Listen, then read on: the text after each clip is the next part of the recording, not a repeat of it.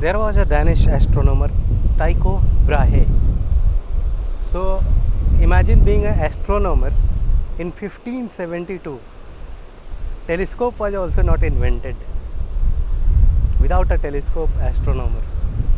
What he did was he observed the sky for 20 years daily and noted down the location of the stars continuously.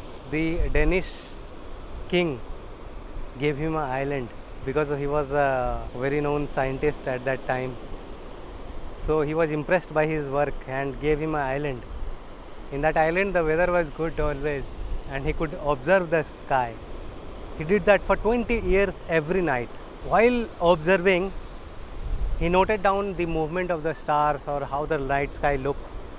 He appointed assistant Kepler. We know Kepler, right? Very few people know Tycho Brahe, but almost everyone who has read science knows Kepler. What Kepler did after the death of Brahe, that he took all the observations, created an empirical formula that fit the movement of the planet, and heliocentric model of our solar system was born. What Kepler discovered is, if the planets are closer, they are moving fast. If the planets are further, they are moving slow. It means the force that is acting between the sun and the planets must be some way, proportional to the distance. So we got the Kepler's laws of planetary motion. After that, Newton came. Newton, by the help of Kepler's laws of planetary motion, defined gravity. He got the formula for calculating gravity. He saw an apple fall. Because he has read Kepler's work, he correlated those two things. That okay, if the apple is falling down to the earth, it's the same force that is acting, and if the planets are moving, it's the same force.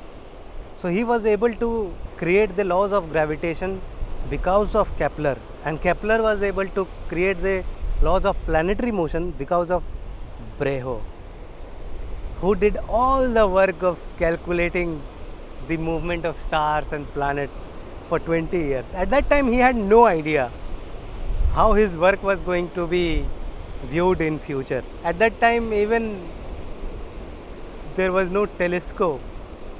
Imagine doing that. So Newton wrote that the laws of gravitation came standing on the shoulder of two giants. These were the two giants, Kepler and Brahe. Salute to that scientist.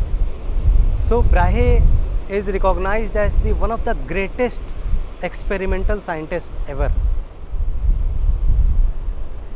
because of his meticulous experiment of observing the stars. Now, who is the greatest theoretical scientist of all? Do you know? Let me know in the comment section.